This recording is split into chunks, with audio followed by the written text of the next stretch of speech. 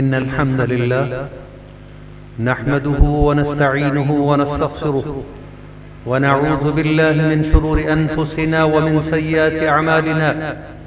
من يهده الله فلا مضل له ومن يضلل فلا هادي له، ونشهد أن لا إله إلا الله وحده لا شريك له، ونشهد أن محمدا عبده ورسوله.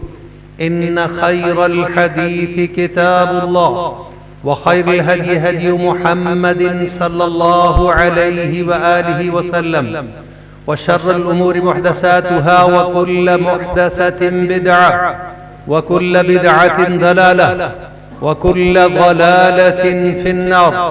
فأعوذ بالله من الشيطان الرجيم.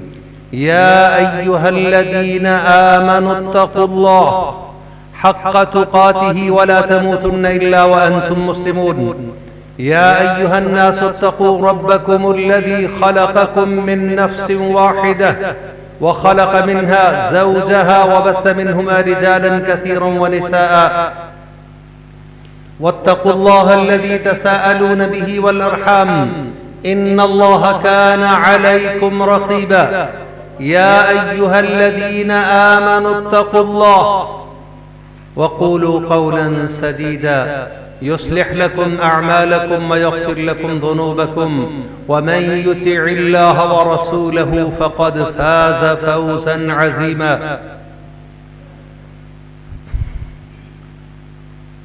میں اللہ کا بے حد شکر گزار ہوں جس مالک الملک نے اپنی رحمت سے مجھے اور آپ کو اپنے اس گھر میں جمع فرمایا ہے. عموماً 6 ماہ بعد اٹاری اجیت سنگھ ہم ایک حاضری دیتے ہیں خطبہ جمعہ کی شکل میں. اللہ سے دعا درخواست ہے کہ اللہ ہمارا اور آپ سب کا جمع ہونا قبول فرمائے، اور اللہ مجھے ہمت اور طاقت عطا فرمائے. گزشتہ ایک ہفتے سے ایک تکلیف میں مبتلا ہوں. کل تو بڑی شدید تکلیف تھی، پتے کی درد کا مسئلہ تھا. کل ہی ڈاکٹر نے ڈائیگنوز کیا کہ یہ تو پتے کا مسئلہ ہے. اس تکلیف کے سبب مجھے یوں لگتا تھا کہ شاید حاضری ہی مشکل ہو جائے. گزشتہ رات ڈاکٹروں نے مختلف انجیکشن دوائیاں، تو اس سے کچھ افاقہ ہوا تو اللہ نے ہمت عطا فرمائی، آپ کے پاس حاضری کی. اللہ سے دعا ہے کہ اللہ تعالیٰ کچھ کہنے کی ہمت عطا فرمائے. دیکھیے یہ ماہ شعبان ہے، رمضان مبارک سے پہلا مہینہ. آج شعبان المعظم کی 10 تاریخ ہو گئی. یوں برکتوں اور رحمتوں والا عظیم مہینہ رمضان مبارک صرف 20 دن کے فاصلے پر ہے. بڑے خوش نصیب لوگ ہوں گے جن کو اللہ رمضان کی بابرکت ساعتیں نصیب فرمائے گا. آپ سب کے علم میں ہے میرے اور آپ کے بہت سے اعزاء و اقربا پچھلے رمضان سے اس رمضان تک ہم سے جدا ہو چکے ہیں. انہیں یہ رمضان نصیب نہیں ہوا. ان کا دنیا میں اللہ نے جو وقت مقرر کیا تھا وہ پورا ہو گیا، اور مجھے اور آپ کو علم نہیں ہے کہ ہم میں سے کس کو یہ بابرکت ساعتیں نصیب ہوں گی. ہم سب اس سے بے خبر ہیں. اللہ سے دعا ہے اپنی رحمت سے سب کو رمضان کی بابرکت ساعتیں نصیب فرمائے. شعبان المعظم اپنی جگہ بہت ساری فضیلتوں کا حامل ہے. رسول اللہ صلی اللہ علیہ وآلہ وسلم شعبان المعظم میں بقیہ مہینوں کی نسبت رمضان کے روزے تو یوں فرض ہیں، اور شعبان المعظم میں اللہ کے رسول صلی اللہ علیہ وسلم کثرت سے روزے رکھا کرتے تھے. اور مختلف احادیث کے مطالعے سے پتہ چلتا ہے کہ رسول اللہ شعبان میں عموماً سارا مہینہ ہی روزے رکھتے چلے جاتے اور چند دن رمضان سے وقفہ فرماتے. امت کے لیے وسعت یہ ہے کہ نصف شعبان، آدھے شعبان تک اگر کوئی شوق اور ذوق رکھے نفلی عبادت کی تو وہ روزے رکھے تاکہ رمضان کی تیاری میں تھوڑا وقفہ بھی مل جائے۔ شعبان معظم کے بارے میں مختلف احادیث و روایات جو زبان زد عام ہیں وہ اکثر ضعیف اور نادرست روایات ہیں۔ مثلا نصف شعبان کے بارے میں مشہور روایت کہ رسول اللہ رات کو بقیع الغرقد تشریف لے گئے تھے دعا کے لیے۔ اس روایت کے بارے میں بھی علماء و محدثین فرماتے ہیں کہ یہ ضعیف روایت ہے۔ اور ایک مشہور روایت ہے کہ بنو کلب کی بکریوں کے برابر، ان کے بالوں کے برابر اللہ گناہ معاف فرما دیتے ہیں، بندوں کے گناہگار بندوں کو معاف فرما دیتے ہیں اپنی مخلوق میں سے۔ یہ روایت بھی نادرست ہے، یعنی وہ تمام روایات جو اس نسبت سے جس کو لوگ شب برات کہتے ہیں وہ صحیح نہیں ہے۔ اور پاکستان ہندوستان میں بدعات عام طور پر خرافات کی شکل اختیار کر لیتی ہیں۔ ان دنوں میں بڑے پٹاخے ڈھول باجے بجائے جاتے، اور خصوصاً 15ویں شعبان کو تو حد درجہ لوگ پٹاخہ بازی کرتے ہیں اس خوشی میں کہ بہت ساری مخلوق کو معاف کر دیا جائے گا۔ سرے سے وہ روایت ہی درست نہیں۔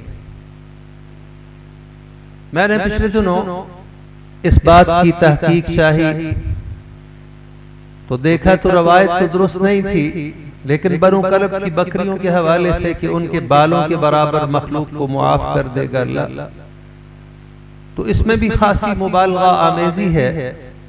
روایات میں ہے کہ بنو کلب کے پاس 20,000 کے لگ بھگ بکریاں تھیں، اور یہ پہاڑی بکریاں جن کے بال بڑے بکثرت ہوتے ہیں۔ آپ کو پتہ ہے بکری کے پورے جسم پر بال ہوتے ہیں، انسان کے جسم پر بھی بال ہوتے ہیں، خصوصاً سر پر جو بال ہیں ایک صحت مند انسان کے جن سر پہ بھرپور بال ہوں تو آپ کو پتہ ہے انسان کے سر پہ بال کتنے ہوتے ہیں۔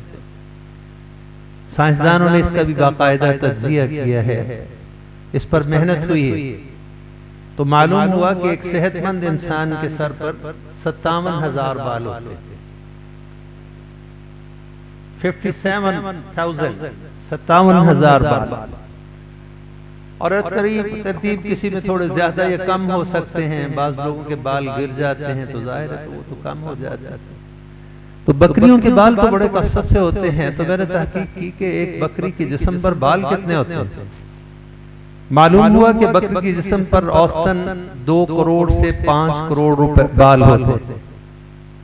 اگر 2 کروڑ بال بھی ہوں اور ان کی بنو کلب کی بکریاں 20,000 تھیں تو 400 ارب بنتا ہے۔ دیکھیے اس وقت بھی دنیا میں کل انسان 8.5 ارب ہیں، تو 400 ارب والی حدیث کس طرح منطبق ہوگی؟ ان میں مسلمان صرف 1.5 ارب سے زائد ہیں، یعنی 150 کروڑ ہیں، اور وہ 400 ارب ہیں۔ تو یہ مبالغہ آمیزی ہے ان روایات میں، جس سے معلوم ہوتا ہے کہ یہ نادرست ہیں، اور احادیث کی جو رسول اللہ صلی اللہ علیہ وسلم کی مبارک احادیث کی محدثین نے چھان پھٹک کی ہے، تو انہوں نے بھی اس کو نادرست قرار دیا ہے۔ تو ایسی روایات پر عمل اصلاً درست نہیں ہوتا۔ ان روایات کو بنیاد بنا کر بعض لوگ لیلۃ نصف شعبان یعنی 15ویں شب آدھے شعبان کی رات کو عبادات میں مشغول ہوتے ہیں اور دن میں روزہ رکھتے ہیں۔ ابن باجہ کی ایک روایت ہے، لیکن وہ روایت بھی درست نہیں ہے۔ اور پھر اپنے طور پر بعض لوگوں نے عبادات اخذ کر لی ہیں۔ بعض لوگ 15ویں شعبان کو قبرستان میں جمع ہوتے ہیں، صفائیاں کرتے ہیں، عورتیں اور مرد جمع ہو جاتے ہیں۔ تو یہ ساری طریقے اور عبادات کی شکلیں نادرست ہیں، رسول اللہ سے صحیح ثابت نہیں، نہ ہی اصحاب رسول نے بعد میں ان اعمال کو جاری رکھا یا اس طرح کی کوئی ان کے ہاں روایت موجود نہیں۔ اللہ ہمیں صحیح باتوں پر عمل کی توفیق عطا فرمائے۔ تو صحیح یہ ہے کہ شعبان المعظم میں رسول اللہ روزے کثرت سے رکھا کرتے تھے، ہو سکے تو روزے زیادہ رکھیں، یہ سنت کے عین مطابق ہے۔ اللہ عمل کی توفیق عطا فرمائے۔ اور اس طرح دیگر امور میں بھی ہمیں مسنون اعمال کو اختیار کرنے کی توفیق عطا فرمائے۔ معنی قبل رجب المرجب گزرا ہے، اور رجب کے مہینے میں دو اہم واقعات رونما ہوتے ہیں جن کی نسبت سے پاکستان ہندوستان میں بہت سارے نئے مسائل بھی پیدا ہو جاتے ہیں ہر سال۔ 22 رجب المرجب کی نسبت سے مشہور اور معروف ہے کہ 22 رجب کو امیر معاویہ رضی اللہ تعالی عنہ، جلیل القدر صحابی اور 65 لاکھ مربع میل پر حکومت کرنے والے اسلام کے شاہ سوار، ان کی وفات کا دن ہے۔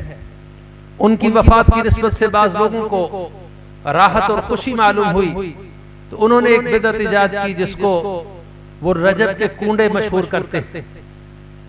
گرچہ یہ تاریخ گزر گئی تو ہمارے ہاں بعض لوگوں کے علم میں اضافے کے لیے یہ بات میں عرض کرنا چاہتا ہوں۔ اور ان سے پوچھا گیا کہ بھائی تم رجب میں یہ کنڈے کرتے ہو یعنی صدقہ و خیرات، تو یہ کس نسبت سے؟ وہ کہتے ہیں جی امام جعفر صادق رحمت اللہ علیہ رحمت واسعہ، یہ ان کی نسبت سے ایک لکڑہارے کی بیوی نے کچھ صدقہ و خیرات کیا تھا 22 رجب کو، تو 22 رجب کو اس نے کیا تو اس کے گھر میں بڑی تنگی تھی، بعد میں بڑی خیر ہو گئی۔ تو اس بات کو بنیاد بنا کر 1906 کے لگ بھگ میں یہ بات مختلف علاقوں میں ہندوستان میں رونما ہوئی اور آہستہ آہستہ پھر پورے ہندوستان پاکستان میں پھیل گئی، اور خاص قسم کا طبقہ فکر ہے۔ اور ہم اور میں تو خیر علماء کا خادم ہوں، علماء نے اس بارے میں تنبیہ کی کہ دیکھو یہ 22 رجب کو ہی کیوں؟ نہ تو امام جعفر صادق کی پیدائش کا دن ہے نہ ہی وفات کا دن ہے، کوئی نسبت نہیں۔ اور عین 22 رجب کو جب کہ امیر معاویہ رضی اللہ عنہ کی وفات کا دن ہے، اس کو خوشی کے طور پر صدقہ و خیرات کر کے اپنے ہاں رواج دینا، یہ کیا طریقہ ہے؟ یعنی ایک بدعت فاسدہ یہ بھی ہے۔ اللہ تعالیٰ نے آپ سب کو محفوظ رکھا ہے، یہ اللہ کی رحمت ہے، لیکن ان باتوں کا علم ہونا ازحد ضروری ہے۔ اسی طرح ماہ رجب کی 27ویں 28ویں شب، جس کے بارے میں مشہور ہو گیا کہ ماہ معراج ہے، کہ معراج کا جو عظیم واقعہ رونما ہوا، انسانی تاریخ میں ایسا پرعظمت واقعہ اس سے قبل رونما نہیں ہوا کہ اللہ تبارک و تعالی نے اپنے پاک نبی محمد الرسول اللہ کو مسجد الحرام سے مسجد اقصی تک اور پھر مسجد اقصی سے آسمانوں کی سیر کے لیے دعوت دی، اور جبریل امین کے ہمراہ اللہ کے دربار میں پیش ہوئے میرے اور آپ کے آقا محمد الرسول اللہ صلی اللہ علیہ وسلم۔ اس کے بارے میں معروف ہو گیا کہ یہ 27 رجب المرجب کو اس کی شب میں پیش آیا۔ اس کی تاریخ بھی صحیح اور درست کسی کے علم میں نہیں۔ یہ واقعہ رسول اللہ کے مکی دور میں پیش آیا۔ محدثین اور علماء اس بات پر متفق ہیں کہ نبی اکرم صلی اللہ علیہ وسلم کے 10ویں نبوت میں یا 11ویں سال میں یا 12ویں 13 سال مکہ میں گزارے آپ نبی بحیثیت نبی، تو ان آخری سالوں میں یہ واقعہ رونما ہوا، ہجرت سے 2 سال قبل۔ لیکن اس کی صحیح حتمی تاریخ اللہ نے اگر چھپا دی ہے تو اس میں بھی اللہ کی کوئی حکمت ہے۔ لوگوں نے اس رات کو بھی مختلف عبادات سے مزین کرنا شروع کر دیا، اور اپنی مرضی کی عبادات لوگوں نے اختیار کی۔ کسی نے صلاۃ الرغائب کے نام سے، اور کسی نے نوافل، اور اس میں از خود بہت ساری چیزیں شامل کر دیں کہ آپ سورہ اخلاص اتنی مرتبہ پڑھیں گے، ہر رکعت میں 30 مرتبہ پڑھیں گے، اس کے بعد یہ پڑھیں گے، اس کے بعد وہ پڑھیں گے، اور اتنی رکعت پڑھیں گے، اور 100 رکعت پڑھیں گے، اور اتنی رکعت پڑھیں گے۔ یہ ساری خود ساختہ اور تیار شدہ باتیں ہیں، رسول اللہ نے اس کی تعلیم نہیں۔ عظیم واقعہ جس میں اصل تعلیم یہ ہے، رسول اللہ صلی اللہ علیہ وسلم کو اللہ تبارک و تعالی نے مسجد الحرام سے مسجد اقصی تک کا سفر کروایا۔ آپ کو پتہ ہے مسجد الحرام کون سی ہے؟ کیوں بھائی؟ بیت اللہ کی ہے، وہ تو اللہ کا گھر ہے، یہ دنیا کی واحد مسجد ہے جو گولائی میں ہے، یعنی بیت اللہ درمیان میں ہے۔ بیت اللہ کی طرف تو منہ کر کے ہم نماز پڑھتے ہیں، تو بیت اللہ کے گرد گرد جتنی بھی جگہ ہے اس مسجد کو مسجد الحرام کہتے ہیں۔ قرآن پاک میں اللہ نے 15ویں پارے کی ابتدا میں اس کا ذکر فرمایا، سبحان الذي اسرى بعبده ليلا من المسجد الحرام الى المسجد الاقصى الذي باركنا حوله لنريه من آياتنا انه هو السميع البصير۔ میں نے اپنے پاک نبی محمد کریم صلی اللہ علیہ وسلم کو اپنی رحمت سے مسجد الحرام سے اٹھایا اور مسجد اقصی تک کا سفر، نبی رحمت صلی اللہ علیہ وسلم نے فرمایا میں اپنے گھر میں آرام فرما تھا، جبریل امین تشریف لائے، چھت کو کھولا اور نیچے تشریف لے آئے، مجھے بیدار فرمایا اور مجھے عرض کرنے لگے کہ اللہ تبارک و تعالی نے آپ کو آسمانوں کی سیر کے لیے بلایا ہے اور اللہ تعالی آپ کو عظیم آیات اور نشانیاں دکھانا چاہتا ہے۔ اور پھر فرمانے لگے کہ میرے سینے کو انہوں نے چاک کیا اور گلے سے لے کر ناف تک میرے دل کو نکالا، زمزم کے پانی سے دھویا اور پھر دوبارہ پیوستہ کر دیا۔ اب دیکھیں یہ سارا عمل رسول اللہ صلی اللہ علیہ وسلم دیکھ رہے ہیں، آپ کو کوئی تکلیف بھی محسوس نہیں ہوئی، ایسا عظیم الشان سرجن اللہ نے بھیجا ہے۔ اور پھر فرمایا ان کے پاس ایک سونے کا تشت تھا جس میں علم و حکمت اور دانائی بھری ہوئی تھی، جو اللہ کی رحمت سے میرے سینے میں انڈیل دی گئی اور میرے دل میں ڈال دی۔ اس کے بعد انہوں نے میرے سینے کو سی دیا۔ حضرت انس صحابی جو رسول اللہ کے خادم تھے، انہوں نے فرمایا کہ میں نے خود دیکھا ہے رسول اللہ کے سینہ مبارک پر، کیونکہ وہ خدمت میں ہر وقت حاضر رہتے تھے، کہ میں نے دیکھا کہ آپ کے سینے پر وہ سلائی کے نشانات موجود تھے۔ اس میں بھی اللہ کی کوئی حکمت تھی، وہ سلائی کے نشانات بھی شاید ختم ہو جاتے، لیکن رسول اللہ کی بات کو تصدیق دینے کے لیے شاید اللہ نے وہ نشانات باقی رکھے کہ جو بات رسول اللہ لوگوں کو بتائیں گے تو وہ کہیں گے کہ ہم یقین نہیں کرتے، یہ کیسے ہو سکتا، تاکہ ان کے علم میں آ جائے۔ تو میں عرض کر رہا تھا کہ ماہ رجب جو گزشتہ گزرا ہے اس میں یہ اہم واقعہ پیش آیا جس میں رسول اللہ آسمانوں کی سیر کے لیے تشریف لے گئے، مسجد اقصی میں پہنچے اور ایک چٹان ہے مسجد اقصی کے قریب، یہ جو آپ مختلف تصاویر دیکھتے ہیں، ایک سنہرے رنگ کا گنبد مسجد اقصی کی نسبت سے نظر آتا ہے۔ یہ گنبد جو ہے اس کو قبۃ الصخرہ کہتے ہیں، یہ بعد کے بادشاہوں نے ایجاد کیا تھا۔ یہ اس چٹان کے اوپر بنا ہوا ہے جہاں انبیاء اپنی سواریاں باندھتے ہیں، یہ قبۃ الصخرہ اس چٹان کے اوپر بنا ہوا۔ مسجد اقصی اس کے بالکل قریب ہے، اصل مسجد اقصی اس سے تھوڑا فاصلے پر ہے۔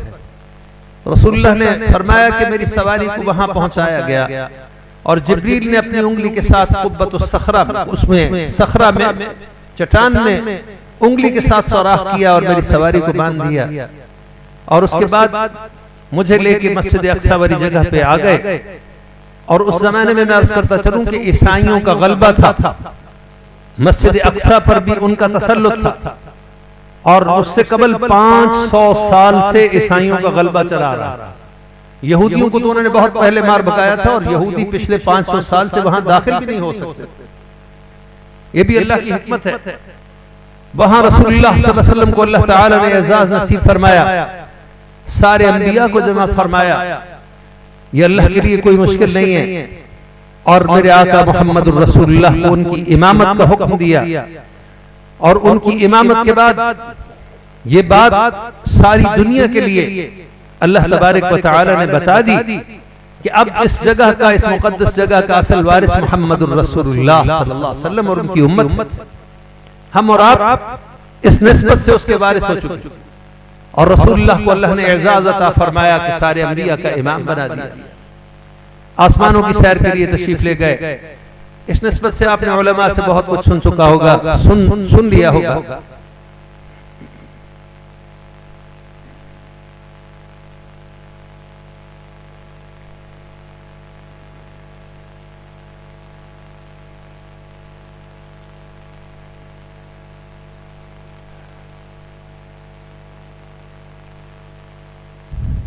اس نسبت سے یقیناً آپ نے علماء سے بہت کچھ سنا ہوگا کہ نبی رحمت علیہ السلام پہلے آسمان پر تشریف لے گئے، وہاں بابا جی آدم علیہ السلام سے ملاقات ہوئی، ان سے دعائیں لینے کے بعد رسول اللہ دوسرے آسمان پر تشریف لے گئے اور وہاں حضرت یحییٰ اور عیسیٰ علیہ السلام سے ملاقات ہوئی، پھر رسول اللہ صلی اللہ علیہ وسلم تیسرے آسمان پر تشریف لے گئے، وہاں حضرت یوسف علیہ السلام سے ملاقات ہوئی۔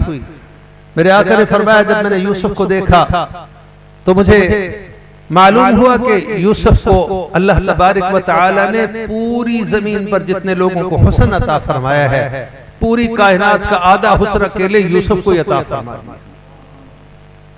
اور ہمارے لیے خوشخبری یہ ہے کہ جنت میں جب داخل ہوں گے تو فرمایا میرے آقا نے کہ تمام لوگوں کو اللہ تبارک و تعالی آدم علیہ السلام والا قد عطا فرمائیں گے۔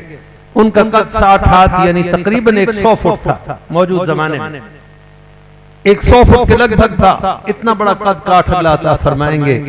عیسیٰ علیہ السلام والی جوانی عطا فرمائیں گے اور یوسف علیہ السلام والا حسن عطا فرمائیں گے۔ اس طرح اللہ آپ کو وہاں داخل فرمائیں گے۔ اللہ مجھ پر اور آپ پر کرم فرمائے، جیسے یہاں جمع کیا ہے جنت الفردوس میں جمع فرمائے۔ تو وہاں اللہ کی رحمت سے جنتیوں کے حسن میں باقاعدہ ہر جمعے میں اضافہ کیا جائے گا، یہ بھی اللہ کی حکمت ہے۔ تو میں عرض کر رہا تھا کہ نبی کریم صلی اللہ علیہ وسلم معراج کی رات آسمانوں کی سیر کرتے ہوئے، اللہ کی نشانیاں دیکھتے ہوئے چوتھے آسمان پر تشریف لے گئے، ادریس علیہ السلام سے ملاقات ہوئی، اور پھر پانچویں آسمان پر حضرت ہارون سے، اور چھٹے آسمان پر سیدنا موسیٰ علیہ السلام سے ملاقات ہوئی، ساتویں آسمان پر نبی رحمت علیہ السلام تشریف لے گئے، وہاں اللہ تعالی نے بیت المعمور بنایا ہوا ہے، جیسے دنیا میں بیت اللہ ہے، 7 آسمانوں سے اوپر بیت المعمور ہے۔ یہ عظیم الشان گھر اللہ کا ہے جو فرشتوں کی عبادت کے لیے اللہ نے مقرر فرمایا ہے۔ روزانہ 70,000 فرشتوں کو اس کا داخلہ نصیب ہوتا ہے، اس کا طواف اور عبادت نصیب ہوتی ہے۔ فرمایا اللہ کے فرشتے اتنے زیادہ ہیں، ایک مرتبہ جن 70,000 فرشتوں کو وہاں عبادت نصیب ہو گئی، قیامت تک ان فرشتوں کی باری دوبارہ نہیں آئی، اتنی مخلوق اللہ نے بنائی۔ اور وہاں ملاقات کے بعد ابراہیم علیہ السلام سے نصیحتیں لینے کے بعد رسول اللہ سے انہوں نے فرمایا کہ اپنی امت کو نصیحت کیجئے گا کہ جنت اللہ نے بڑی زرخیز اور خوبصورت بنائی ہے، تمہیں دنیا میں جنت بنانے کے لیے بھیجا ہے، ایسے اعمال کرو کہ جنت کے محلات بن جائیں، جنت کی جاگیریں اور جائیدادیں وسیع ہوتی چلی جائیں، اور جنت میں تمہارے لیے باغات، تمہارے لیے نہریں اور تمہارے لیے طرح طرح کے محلات اللہ تعالیٰ کی طرف سے بنا دیے جائیں، نیک اعمال کر کے آنا، اور نیک اعمال اور اذکار کثرت سے کرو۔ یہ ابراہیم علیہ السلام نے نصیحت فرمائی، اور میرے آقا نے فرمایا کہ 7 آسمانوں کے فرشتوں نے مجھے درخواست کی کہ اپنی امت سے کہیے کہ حجامہ کروایا کریں۔ حجامہ یہ جدید شکل ہے، پرانے لوگ کہتے تھے اس کو سینگیاں لگوانا، اب جدید شکل میں وہ کپ سے بنے ہوئے ہیں، وہ سر پر بھی لگاتے ہیں، کمر پر بھی لگاتے ہیں، اور جسم سے فاسد خون کو نکالتے ہیں، گندے خون کو نکال دیتے ہیں، جس سے پورا جسم صحت مند ہو جاتا ہے۔ فرشتوں نے تاکید کی کہ اس میں اللہ تعالیٰ نے شفا رکھی ہے، تو اپنی امت سے کہیے گا کہ وہ ضرور حجامہ کروایا کریں۔ 7 آسمانوں کے فرشتوں نے یہ درخواست۔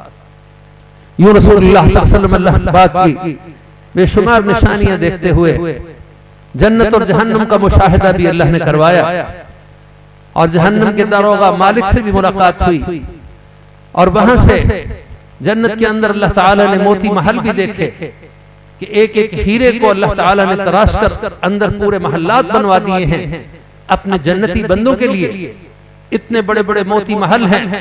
فرمایا 60 میل لمبا، 60 میل چوڑا اور 60 میل اونچا، اتنے بڑے بڑے موتی اللہ نے وہاں بنا رکھے ہیں۔ یہ سارے آپ کے منتظر ہیں، اللہ جنت کی تیاری کی توفیق عطا فرمائے۔ یوں اللہ تبارک و تعالیٰ کے دربار میں پیشی ہوئی، آپ کی ملاقات ہوئی۔ میرے آقا علیہ السلام کی حدیث سے پتہ چلتا ہے کہ اللہ اور میرے آقا کے درمیان میں 70,000 نورانی پردے حائل تھے۔ وہاں ملاقات میں اللہ تبارک و تعالیٰ نے اپنے محبوب کو دنیا کا سب سے بڑا انعام جس سے بندہ اللہ کا محبوب بن جاتا ہے، وہ انعام عطا فرمایا کہ میں تیری امت کے لیے 50 وقت کی نمازیں تمہیں عطا کر رہا ہوں۔ آسمانوں پر بلا کر یہ تحفہ عطا فرمایا۔ یہ واحد عبادت ہے جو مسلمانوں پر فرض ہے، اور اس کو آسمانوں پر بلا کے اللہ نے عطا فرمایا۔ رسول اللہ صلی اللہ علیہ وسلم بڑے خوش ہوئے اس ملاقات کے بعد جب واپس تشریف لائے تو چھٹے آسمان پر موسیٰ علیہ السلام نے پوچھا کہ اللہ کے رسول آپ کو اللہ نے کیا عطا فرمایا؟ بتایا کہ اتنی نمازیں 50 نمازیں۔ تو انہوں نے کہا کہ میں نے آپ سے پہلے دنیا میں بڑے تجربات حاصل کیے ہیں، لوگ کھانے پینے کے بڑے شوقین ہیں، لیکن نماز پڑھنا اور عبادات کرنا ان کے لیے بہت مشکل ہے، یہ 50 نمازیں ان سے نہیں پڑھی جائیں گی۔ رسول اللہ نے کہا اللہ مالک الملک نے اپنے دربار میں حاضری اور اپنی ملاقات کا شرف عطا فرمایا ہے، میری امت کے لیے بڑا اعزاز اور عزت ہے، ایسا کیوں ہوگا؟ فرمایا میں نے بہت لوگوں پر تجربات کیے ہیں، لوگ کھانے پینے کے لیے تو بہت ہوشیار اور چالاک ہیں، دنیا کی نعمتیں حاصل کرنا تو چاہتے ہیں، لیکن جنت کی تیاری کے لیے ان کے لیے یہ بہت مشکل ہے، اتنی سمجھ نہیں۔ تو آپ جائیں اللہ سے درخواست کریں کچھ تخفیف ہو جائے۔ رسول اللہ نے ان کا مشورہ مان لیا، اللہ سے درخواست کی، اللہ تبارک و تعالی نے اس میں سے 10 کو کم کر دیا، لیکن موسیٰ علیہ السلام نے کہا کہ یہ 40 بھی نہیں پڑھیں گے۔ پھر گئے 10 اور کم ہو گئیں۔ یوں موسیٰ علیہ السلام کے بار بار کہنے پر رسول اللہ واپس اللہ کے دربار میں پیش ہوتے رہے، کم ہوتی چلی گئیں یہاں تک کہ 5 رہ گئیں۔ اب موسیٰ علیہ السلام نے کہا صحیح بات تو یہ ہے کہ یہ 5 بھی نہیں پڑھے۔ اچھا بھئی موسیٰ علیہ السلام نے صحیح کہا تھا کہ نہیں؟ کیوں بھئی اوکھا ہے کام کے نہیں؟ مسلمان ساڑھے جلے جمع ہوندے نے کئی تے جمعے والے دن بڑی ہمت کر کے تے اللہ تے احسان کر دے نے جمعہ پڑھن واسطے کہ چلو جی جمعہ تے اسی پڑھ لیں اللہ اللہ تے رحم فرما۔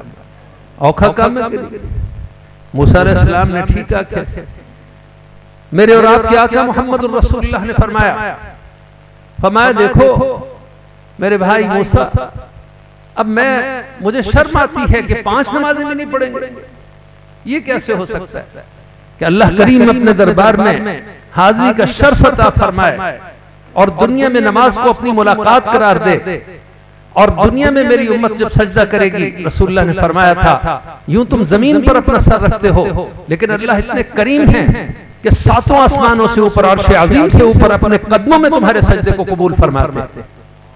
فوق عرش الرحمن، یہ اللہ تعالیٰ کی ایک رحمت ہے۔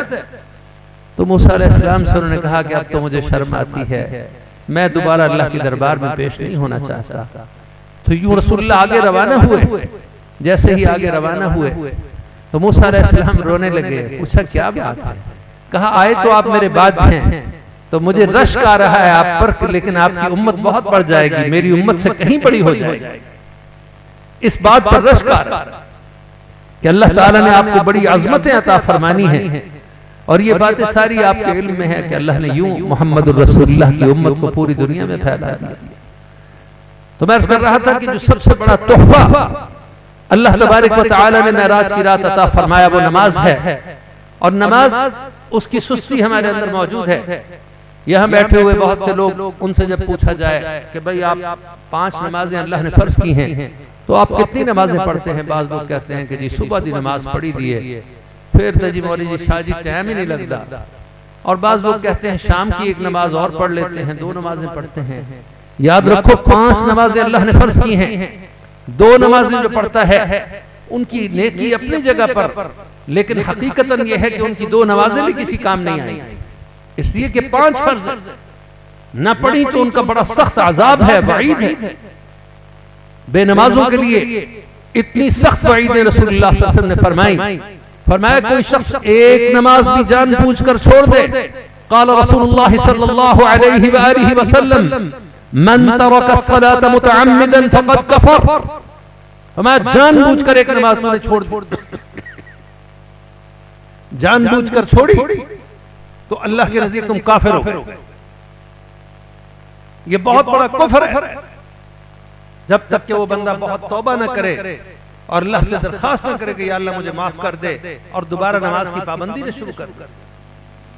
ایک جگہ پہ رسول اللہ نے فرمایا بین العبد و بین الکفر ترک الصلاۃ، اللہ کے بندوں میں اور کافروں میں فرق یہ ہے کہ اللہ کے بندے نماز پڑھتے ہیں اور کافر نماز نہیں پڑھتے.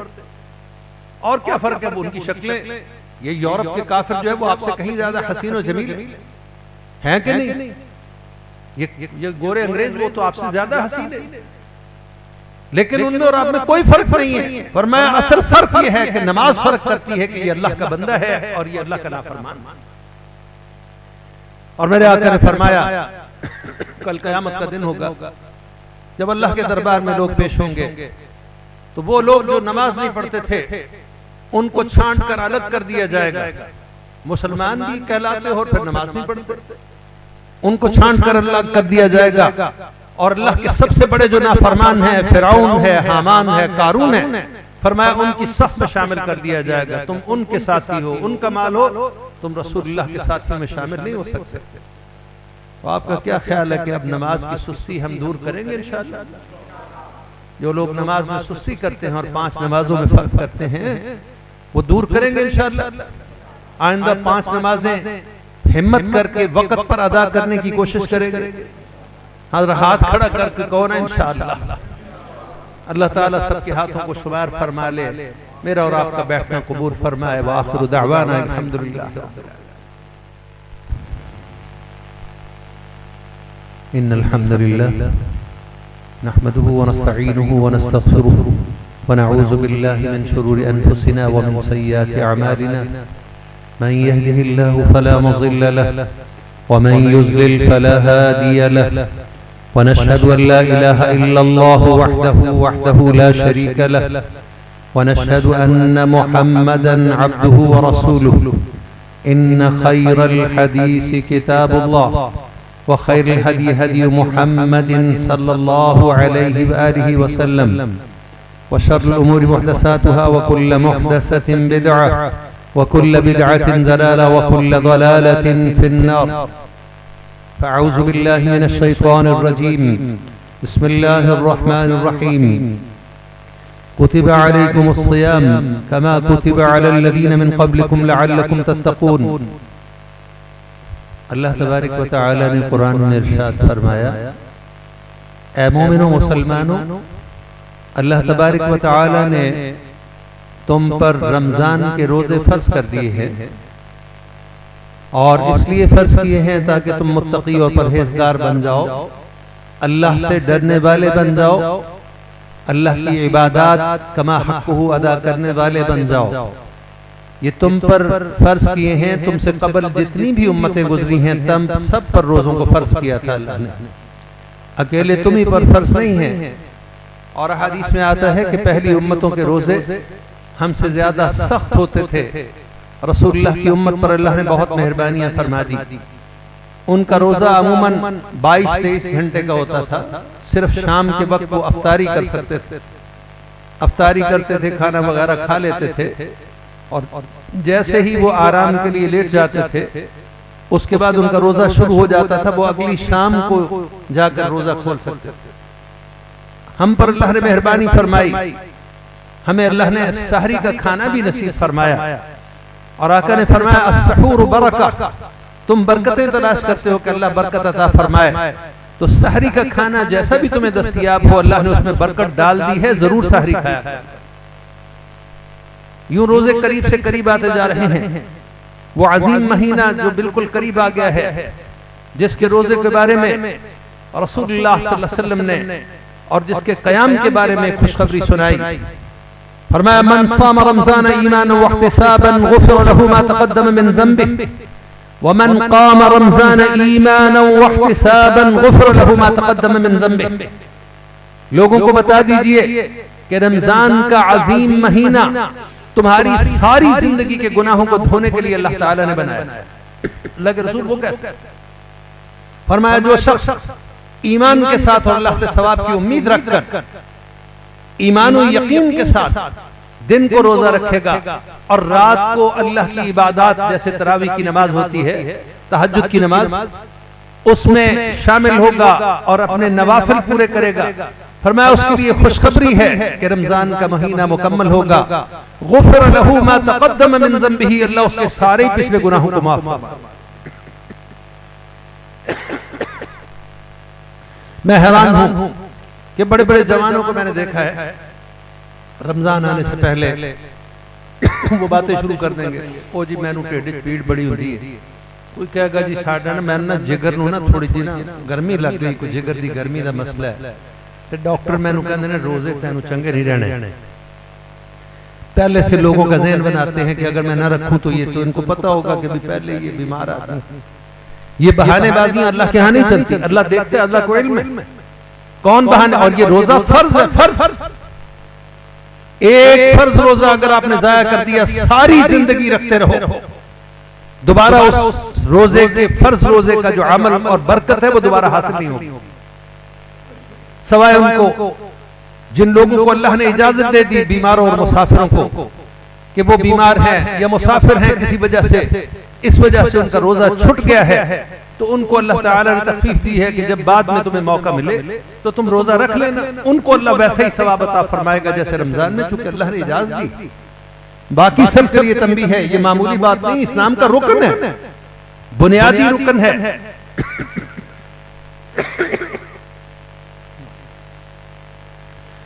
روزہ انشاءاللہ فرض ہے، امید ہے انشاءاللہ آپ سب ارادہ کریں گے کہ ہم روزوں میں غفلت نہیں کریں گے اور روزوں کو باقاعدگی سے ہم اختیار کریں گے، اللہ کو راضی کریں گے انشاءاللہ الرحمن۔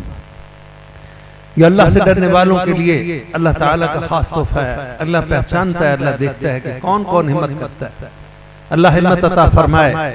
اصحاب رسول اور ان کی ازواج اپنے بچوں کو، جو چھوٹے چھوٹے بچے ہیں ان کو روزہ رکھواتی تاکہ ان کی ٹریننگ ہو جائے۔ چھوٹے بچوں پر تو روزہ فرض نہیں ہوتا، روزہ نماز فرض ہوتا ہے جب بچہ بالغ ہو جائے اور اس پر پھر وہ نماز فرض ہو جاتی ہے۔ یوں رسول اللہ نے فرمایا 7 سال کا بچہ ہو جائے اس کو ترغیب دو، اپنے ساتھ نماز پڑھواؤ، اپنے ساتھ لے کے جاؤ مسجد میں تاکہ اس کو نماز کی عادت ہو جائے۔ فرمایا جب 10 سال کا ہو جائے نماز میں سستی کرے تو پھر ایک دو اس کے کان کے نیچے لگاؤ کہ کیوں سستی کی ہے، تاکہ اس کے دل میں ڈر پیدا ہو اور وہ اللہ سے اپنا تعلق جوڑ لے۔ اور جب وہ، آپ کو پتا ہے آج کل 14-15 سال کا بچہ بالغ ہو جاتا ہے، جوان ہو جاتا ہے، تو 14-15 سال میں تو پھر اس کے اوپر فرض ہو جائے گا اور اس کے تمام اعمال کو لکھنا شروع ہو جائیں گے اللہ کے دربار میں، تو اس لیے اس سے پہلے وہ ذہنی اور جسمانی طور پر تیار ہو جائے۔ تو صحابیات جو ہے چھوٹے چھوٹے بچوں کو روزہ رکھواتی ہیں اور ان کو کھلونے دیکھ کر سارا دن گزارنے کی کوشش کرتی تاکہ ان کا روزہ مکمل ہو جائے۔ ہم چھوٹے تھے تو بچے آپس میں مقابلہ کرتے تھے کہ پچھلے سال تو میں نے 10 روزے رکھے تھے، اس سال میں 20 روزے رکھوں گا، چھوٹے چھوٹے بچے۔ اور پھر دوسرا کہتا کہ جناب پچھلے سال میں نے 15 روزے رکھے تھے اور اس سال میں کوشش کروں گا کہ میں پورے روزے رکھوں، اور پھر اس طرح مقابلہ ہوتا تھا بچوں میں کہ ہم نے زیادہ روزے رکھنے ہیں، اور اپنے گھر والوں سے بچے لڑائی کرتے تھے کہ ہمیں کیوں نہیں اٹھایا۔ کسی وقت مائیں اپنے بچوں پر ترس کھا کے کہتی ہیں ہماری پنجاب نے کہ چلو بچہ ہے، لیکن وہ بچے لڑائی کرتے تھے کہ بھائی دوسرے آگے نکل جائیں گے نیکی کے کاموں میں۔ اسی طرح قرآن کی تلاوت میں میں نے بچوں کو دیکھا مساجد میں، ہم چھوٹے تھے تو ہمارے ہاں بہت بڑی مسجد ہے، مسجد غزنویہ بہاول نگر میں، ضلع بہاول نگر میں ہماری آبا نے ایک مسجد بنائی تھی، بہت بڑا مسجد تھی۔ تو اس مسجد کو، یہ 10 مسجدیں ہوں تو وہ اکیلی ہے، بہت بڑی مسجد۔ تو میں بچوں کو دیکھتا کوئی یہاں بیٹھا ہے کوئی وہاں بیٹھا ہے، قرآن کی تلاوت کہ پچھلے سال میں نے 1 قرآن مکمل کیا تھا، اس سال میں 2 کروں گا، 2 والا کہتا تھا میں 3 قرآن مکمل کروں گا۔ وہ ہر نماز کے ساتھ بچے جمع ہو جاتے اور مسجد میں بیٹھ کر قرآن کی تلاوت کرتے اور ایک دوسرے سے مقابلہ کرتے کہ ہم سے پچھلے سال جو ہے ہم نے 1 ہی قرآن پڑھ سکے تھے تو اس سال تو ہم نے 2 پڑھنے، کوئی کہتا تھا میں نے 3 پڑھنے، اور بعض بچے تو ہمت والے وہ کہتے تھے 5 قرآن ہم نے مکمل کرنے۔ تو بڑی ہمت سے وہ پھر قرآن کی تلاوت کرتے تھے۔ اللہ ہمارے بچوں کو بھی توفیق عطا فرمائے۔ ہم بڑوں میں بڑی سستی آ گئی ہے، دنیا کے کاروبار اور کھیل تماشوں میں وقت ضائع کرتے ہیں، یا اللہ ہمیں بھی توفیق عطا فرما، رمضان کی تیاری کی توفیق دے۔ بابرکت مہینہ آ رہا ہے، شہر رمضان الذی انزل فیہ القرآن ھدی للناس بینات من الھدی۔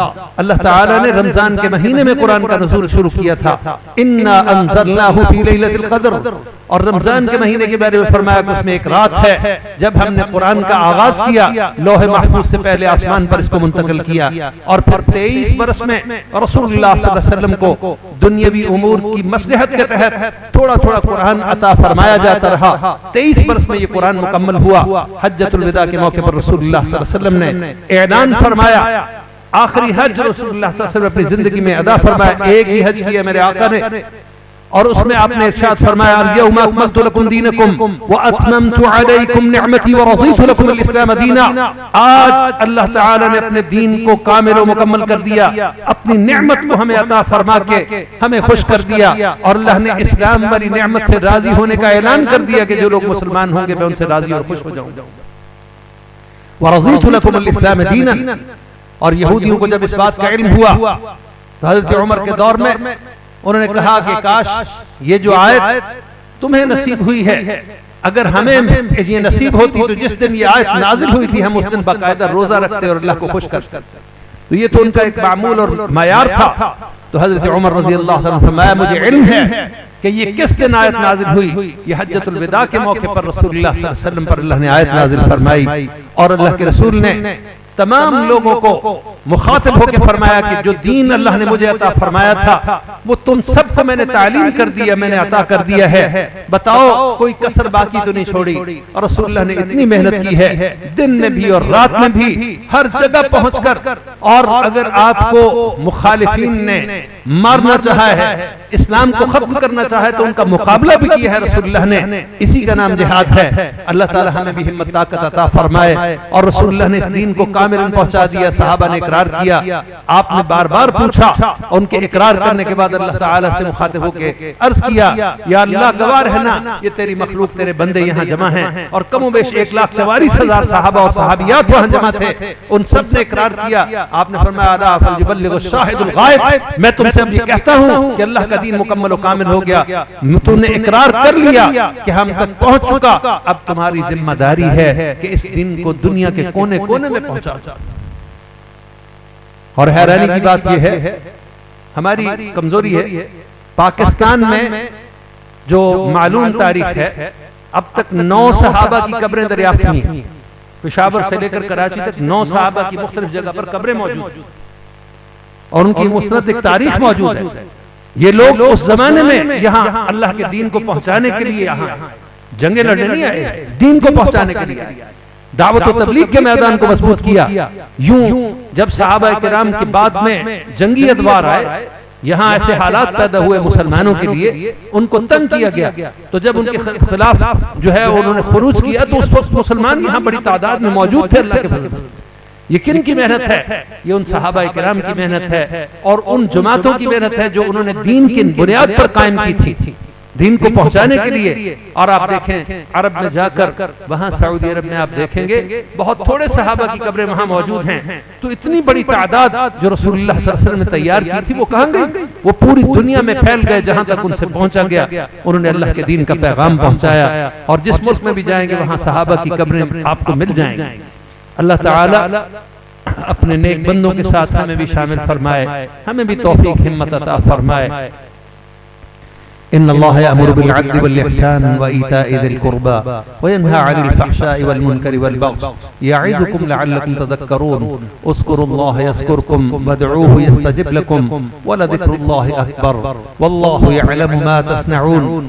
دیکھیے ہمارے غزہ کے مسلمان بھائیوں کے لیے دنیا بھر میں بڑی منصوبہ بندیاں ہو رہی ہیں، ان کو گھر سے بے گھر کرنے کی منصوبہ بندیاں، تاکہ یہودیوں کی بستیوں کو بڑھایا جا سکے۔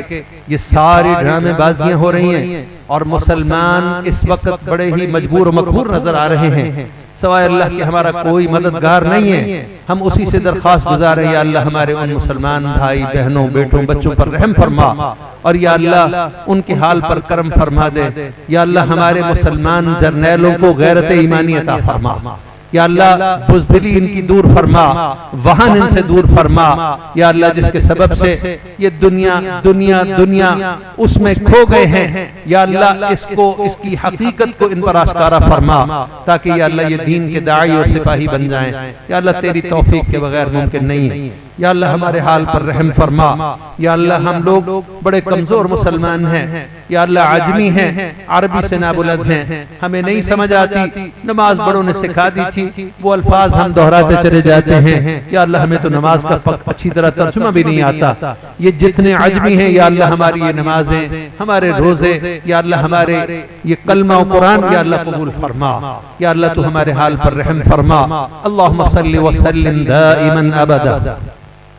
بسم اللہ الرحمن الرحیم. الہکم الہ واحد لا الہ الا هو الرحمن الرحیم. الف لام میم. اللہ لا الہ الا هو الحی القیوم. یا حی یا قیوم برحمتک نستغیث.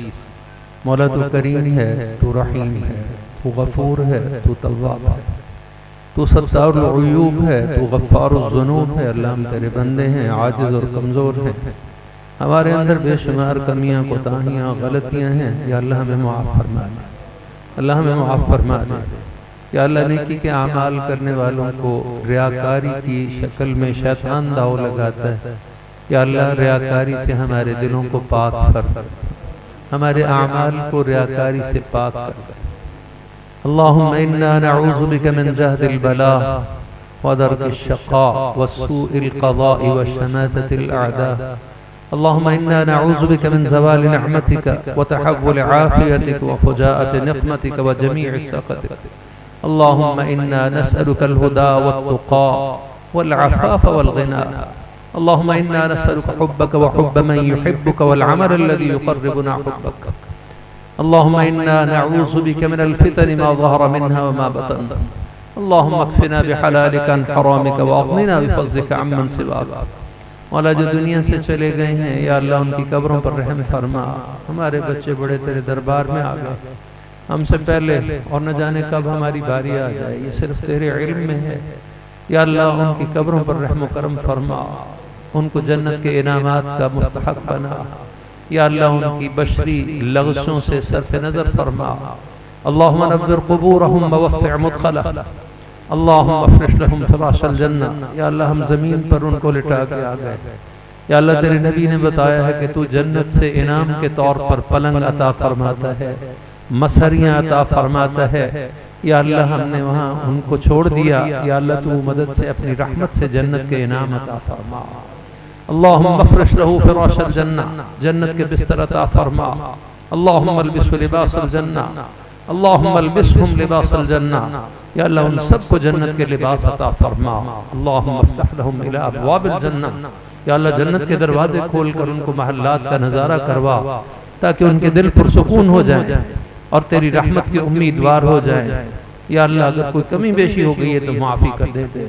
یا اللہ تجھے کوئی پوچھے گا نہیں کہ تو نے ہمارے جانے والوں کو کیوں معاف کیا. تجھے پوچھ سکتا ہی کوئی نہیں. یا اللہ معاف فرما دے. یا ہم جو زندہ ہیں ہمیں معاف کر دے، جو چلے گئے ان کو معاف فرما دے. یا اللہ دین تو نے بہت پیارا دیا ہے. یا اللہ اس کی سمجھ عطا فرما، تفقہ عطا فرما، تدبر عطا فرما. اللہ تحمل عطا فرما، بردباری عطا فرما، عقل اور شعور عطا فرما، تدبیر عطا فرما. کفر کے مقابلے میں، ان کے مکر و فریب کے مقابلے میں یا اللہ مسلمانوں کو تدابیر عطا فرما. یا اللہ تو مدبر السماوات والارض ہے، ساری تدبیروں کا مالک ہے. یا اللہ بہترین تدبیریں عطا فرما. اور یا اللہ قوت عطا فرما، جرت ایمانی عطا فرما. یا اللہ مقابلے کی ہمت عطا فرما. یا اللہ ان کے تمام آلات کا اور ان کا خوف ہمارے دلوں سے نکال دے. یا اللہ ہمارے دلوں سے یا اللہ بالکل ان کا خوف نکال دے. اور یا اللہ اپنے دین کو صحیح معنوں میں آگے پہنچانے والا ہمیں بنا دے. یا اللہ ہم کمزور ہیں، ہمارے اندر بڑی کمی ہے. یا اللہ معاف فرما دے. میرے مولا آج یہاں جمع ہوئے ہیں، نہ جانے پھر کبھی آنا ہو کہ نہ ہو، صرف تیرے علم میں ہے. یا اللہ ہم سب کو معاف فرما. جو لوگ یہاں جمع ہیں یا اللہ قبر میں ان پر رحم فرمانا. اور یا اللہ قیامت کو ہم سب کو جنت میں جمع فرما. یا اللہ جنت میں جمع فرمانا. یا اللہ ہمارے اعمال کو اپنے ہاں مقبول فرما. یا اللہ ہماری ضرورتوں کو اپنے خزانے سے پوری فرما. ربنا آتنا فی الدنیا حسنہ وفی الآخرۃ حسنۃ وقنا عذاب النار. وصلی اللہ تعالی علی خیر